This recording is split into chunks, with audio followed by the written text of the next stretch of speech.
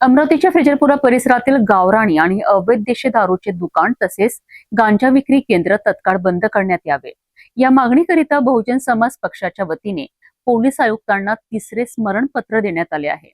यापूर्वी अर्ज आणि 2 स्मरणपत्रे देऊनही ठोस कारवाई न झाल्याचा आरोप करत प्रशासनाने तातडीने कारवाई न केल्यास तीव्र जन आंदोलन छेडण्याचा इशारा देण्यात आला आहे। फ्रेजरपुरा परिसरातील कथित अवैध दारू विक्री आणि गांजा विक्री या केंद्रांविरोधात बहुजन समाज पक्षाने आक्रमक भूमिका घेतली आहे। या संदर्भात 27 मे रोजी प्रशासनाकडे मूळ अर्ज सादर करण्यात आला होता। त्यानंतर 2 स्मरणपत्रे देण्यात आली, मात्र अद्याप कोणतीही ठोस कारवाई झालेली नसल्याचा दावा बहुजन समाज पक्षाच्या वतीने करण्यात आला आहे। या अवैध व्यवसायांमुळे परिसरातील शांतता आणि कायदा सुव्यवस्थेचा प्रश्न निर्माण होत असल्याचा आरोप निवेदनातून करण्यात आला आहे। त्यामुळे फ्रेजरपुरा येथील गावराणी आणि अवैध देशी दारूचे दुकान तसेच गांजा विक्री केंद्र तात्काळ बंद करण्यात यावे अशी मागणी करण्यात आली आहे।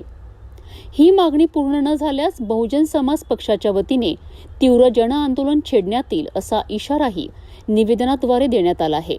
हे तिसरे स्मरणपत्र नगरसेवक सचिन किसनराव वै आणि त्यांच्या सहकार्यांच्या वतीने पोलीस आयुक्तांना सादर करण्यात आले आहेत।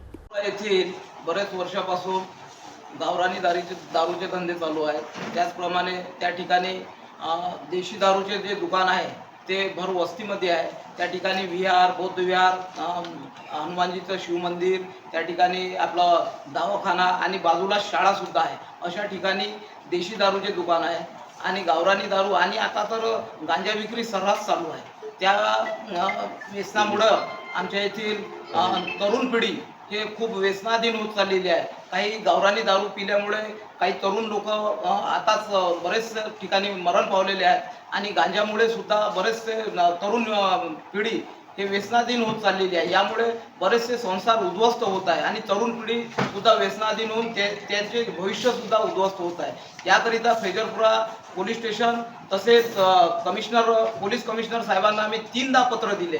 त्यावर थोड्या वेळ थातूरमातूर कारवाई होतो आणि जशाच तसे धंदे चालू होतात।